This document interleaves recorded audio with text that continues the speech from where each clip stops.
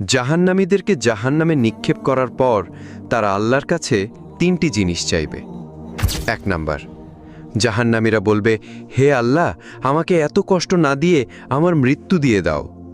তখন আল্লাহ তাআলা বলবেন, হে বান্দা, জাহান্নামে কোনো মৃত্যু নেই। নাম্বার 2, জাহান্নামীরা তখন বলবে, হে আল্লাহ, তাহলে আমাদের জাহান্নামের আযাব একটু হালকা করে দেন। 1 মাসে অন্তত 1 দিন বিরতি দেন, অথবা 24 ঘন্টার মধ্যে আমাদের 10 মিনিট হলেও আযাব থেকে বিরত রাখুন। হে আমাদের রব, আমরা আর পারছি না জাহান্নামের কষ্ট সহ্য করতে। তখন আল্লাহ তাআলা বলবেন, 1 সেকেন্ডের জন্য জাহান্নামের আযাব কমানো হবে না।